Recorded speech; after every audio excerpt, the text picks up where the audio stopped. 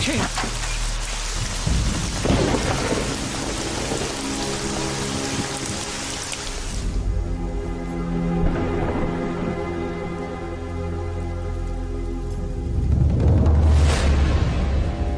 Oh, I was waiting for you.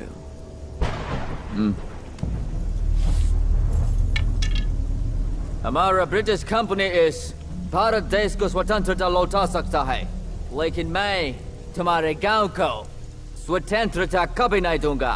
I want every resource of this village. This is mine. And you, I always wanted to wear gold jewels, but you made me wear this bandage. You don't like me, right? You always want to fight me. Fight and fight, right?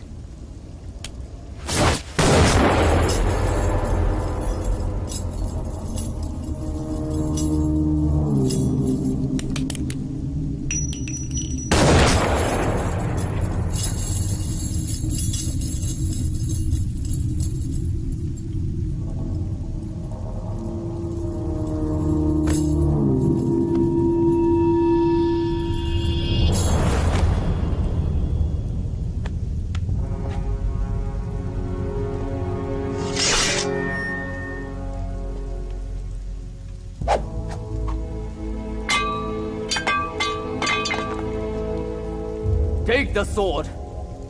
Take the sword and fight with me! Fight with me, you poor Indian bugger! Come on! Come on!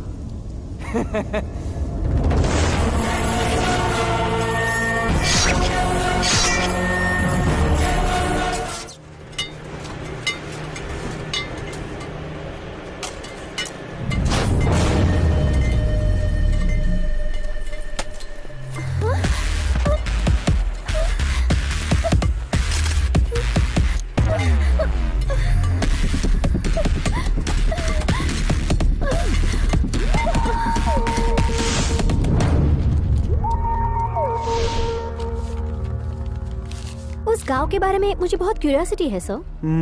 Curiosity अच्छी बात है, but don't you think उस गांव में दिलचस्पी दिखाकर तुम अपना कीमती वक्त बर्बाद कर रही हो? ऐसा नहीं है सर. उस गांव की हिस्ट्री और मैंने इकट्ठा की हुई जानकारी दोनों में बहुत ही बड़ा अंतर है, इसलिए वहाँ जाकर मैं रिसर्च करना चाहती हूँ और हमारे चैनल के लिए एक प्रोग्राम बनाना चाहती हूँ. वहाँ कोई क्लू मिला तो बहुत इंटरेस्टिंग प्रोग्राम बनेगा, नहीं मिला तो एक नई जगह देखने को मिली ये सोचकर वापस आ जाऊंगी. ये देखिए सर, उस गांव के बारे में, वहाँ के लोगों के बारे में और जो हिस्ट्री की किताब मैंने पढ़ी है और मैं उस गांव में क्यों जा रही हूँ, ये सब कुछ इस लेटर में लिखा है. लेटर किसके लिए? होम मिनिस्टर के लिए. Home minister? होम मिनिस्टर को क्यों? कर्नाटक की बॉर्डर को लेकर उनसे ज्यादा कंसर्न और कोई इंसान नहीं है. Okay, go ahead. अगर कोई अच्छा प्रोग्राम बना तो हमारे ही चैनल की टीआरपी बढ़ेगी. तुम जा सकती हो. Harish, thank you sir.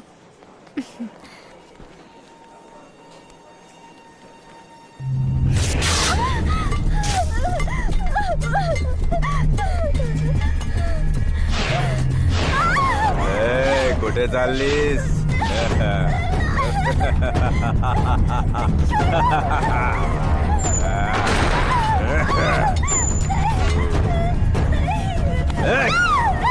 Photo खींच रही थी क्या? ले, मेरा फोटो खींच.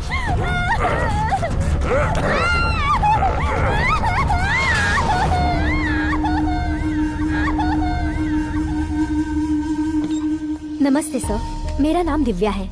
मैं TV9 चैनल में एक न्यूज रिपोर्टर हूँ. मुझे एक नया प्रोजेक्ट मिला है हमारे स्टेट पर ऐतिहासिक प्रोग्राम बनाने का, जिसके लिए ऐतिहासिक जगहों की जानकारी चाहिए थी. तब मेरे हाथ कर्नाटक का गुमशुदा इतिहास नाम की किताब लगी. तब मुझे एक गांव के बारे में पता चला. उसका नाम है विक्रमातीर्थ. उस गांव की विशेषता ये है कि वहाँ के लोग गंधर्व जाति के हैं और सैकड़ों सालों से मैसूर के रहवासी हैं. सन 1764 में मुस्लिम राजाओं के आक्रमण से बचने के लिए उस गांव के रहवासी पलायन करके महाराष्ट्र की ओर चले गए. यानी आज का बेलगांव पहले कर्नाटक में था.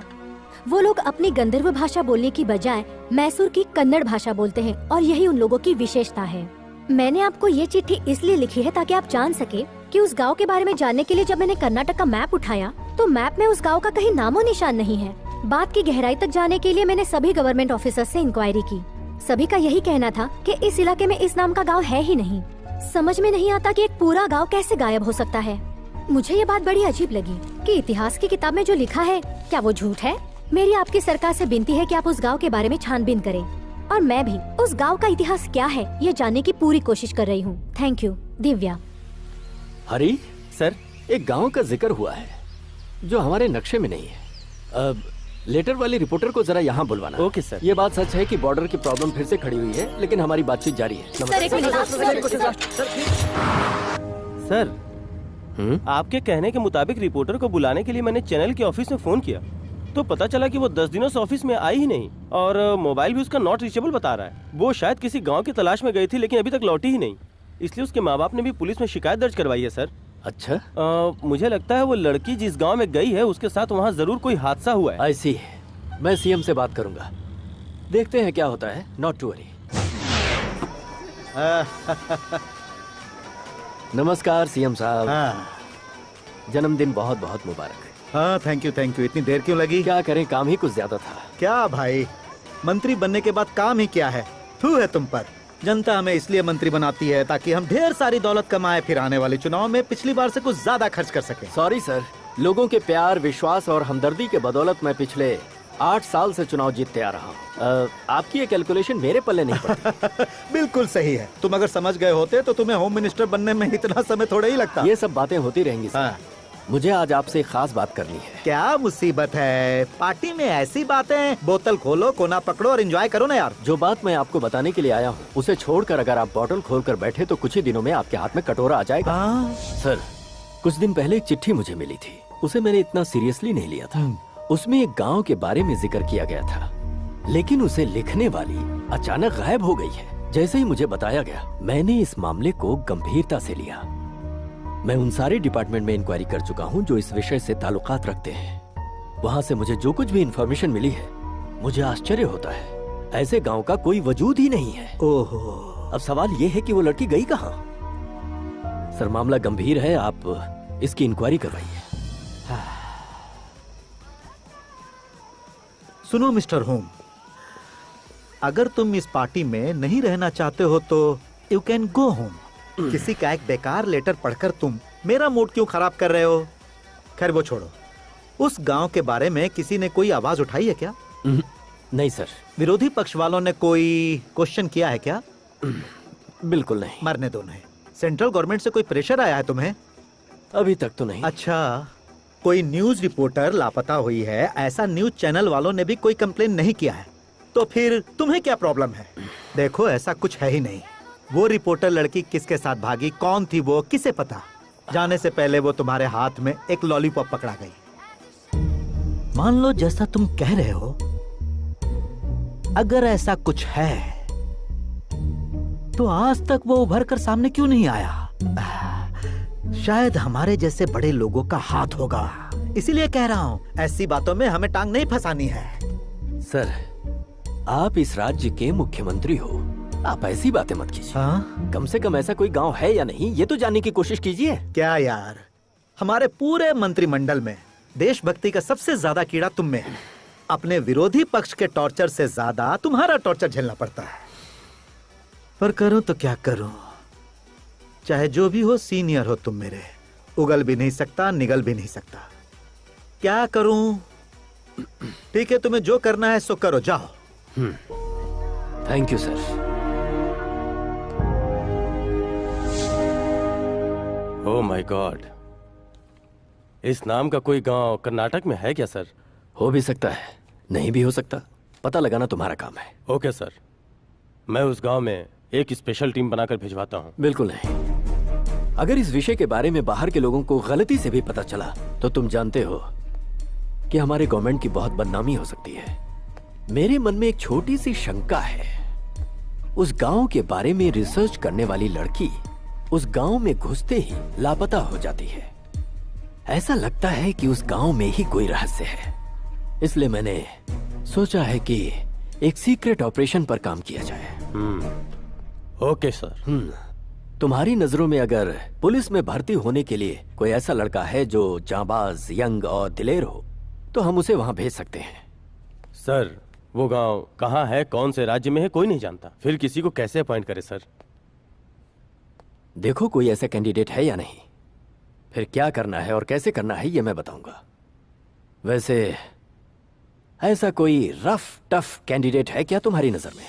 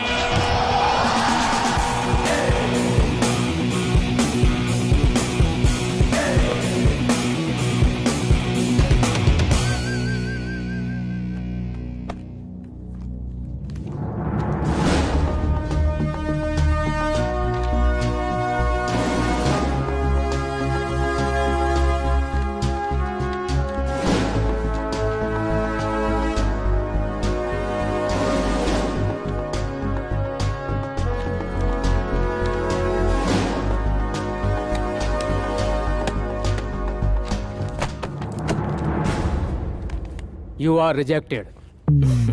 तेरी रिटायरमेंट तक या तू मरने तक मुझे सिलेक्ट नहीं करेगा ये मैं अच्छे से जानता हूँ, बट दोनों कानों में तेल डालकर अच्छी तरह से सुन ले, मैं पुलिस बनने के लिए तुझे 1 रुपया भी रिश्वत नहीं दूंगा। चलता हूँ। फिर तो तू पुलिस वाला कभी नहीं बनेगा। टेररिस्ट लोगों को इन सेलेक्टर्स के घर पे बॉम्ब लगाना चाहिए। हराम की कमाई से अपने महल खड़े किए हैं इन्होंने। अब इतना डिसेंट दिखने का क्या फायदा। बहुत प्यास लगी है, पीने का पानी कहाँ मिलेगा?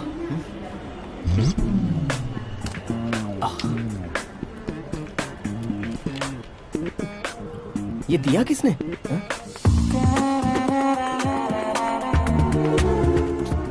तुम अब तक मुझसे 3852 वाटर बॉटल्स ले चुके हो। अरे दहेज में मैं तुमसे सिर्फ पानी ही तो ले रहा हूँ। क्या?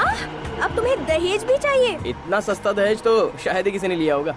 हाँ हाँ, बड़े आए। अगर तुमसे शादी हो गई तो संसार चलाते चलाते माथे पर कर्ज चढ़ेगा। हाँ? उसे उतारने के लिए पैसे चाहिए होंगे ना। मेरी अकेले की पुलिस की कमाई से कुछ नहीं होगा ना मेरी जाने मन। आहा, मस्का लगाना तो कोई तुमसे सीखे। पहले पुलिस वाले बनो, उसके बाद पुलिस की कमाई के बारे में बात करना। तो अब तुम भी मेरा मजाक उड़ाने लगी हो। जरूर बनूंगा, मैं पुलिस वाला बन के दिखाऊंगा। जितने सिलेक्शन ऑफिसर्स हैं ना, उन्हें एक बार मर जाने दो। रिश्वत रिश्वत करके मर जाएंगे। चलो वहाँ जगह खाली हुई है, बैठते हैं। सुनो, अब मैं परेशान हो चुकी हूँ। उन्हें कितनी रिश्वत चाहिए बता दो, मैं पापा से कहकर दिलवा देती हूँ। फिर तुम जल्दी से पुलिस वाले बन जाओ और मुझसे शादी कर लो। वैसे भी अब मुझे लाइन मारने वालों की तादाद बढ़ती जा रही है। जो 30 साल के बाद शादी करता है उसके लिए बच्चा पैदा करना बहुत मुश्किल हो जाता है। हाँ? ऐसा क्या? देखा, वो रिश्वत खाने वाले सिलेक्टर्स मुझे पुलिस ऑफिसर बनने से ही नहीं रोक रहे हैं, बल्कि हमारी शादी भी रोक रहे हैं। अरे इन सबके ऊपर तो होम मिनिस्टर हैं। क्यों ना उनसे कंप्लेंट करके उनके जरिए मैं पुलिस ऑफिसर बन जाऊं? हाँ?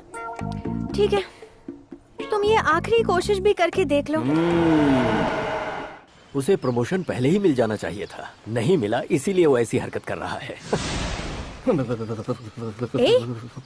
तुम इतना डर क्यों रहे हो? मैं डर नहीं रहा हूँ। तो फिर? ये जोर से लगी है। अगर मैं यहाँ से हट गया तो पुलिस की नौकरी चली जाएगी, इसलिए पुलिस की नौकरी पाने के लिए अब तक रोक के रखी है। अरब में जैसे पेट्रोल पर कंट्रोल करते हैं वैसे? हाँ हाँ बिल्कुल सही। इससे मेरी जिंदगी की गाड़ी भी दौड़ेगी। हाँ। होम मिनिस्टर सर आ गए हैं। हाँ। सीएम साहब ने अचानक बुला लिया है। इन सबसे कहो कल आए। अभी मिनिस्टर साहब नहीं मिल पाएंगे, वो कल आएंगे। नमस्ते नमस्ते नमस्ते सर नमस्ते। नमस्ते सर। नमस्ते सर। सर मेरा नाम विक्रम है और पुलिस ऑफिसर बनना मेरी जिंदगी का लक्ष्य है सर। तो अगर इसमें आप मेरी सहायता कर दे तो सर। सर भाई, पुलिस ऑफिसर बनने के लिए पुलिस की ट्रेनिंग लेनी पड़ती है, इंटरव्यू देना पड़ता है। उसे छोड़कर तुम मेरे पास आओगे तो मैं क्या कर सकता हूँ? करेक्ट बात है सर, आपकी बात बिल्कुल सही है। फिर भी ये फाइल आप चलो ड्राइवर गाड़ी आगे बढ़ाओ। सर सुनिए तो। Sir sir sir Vikram! Sir sir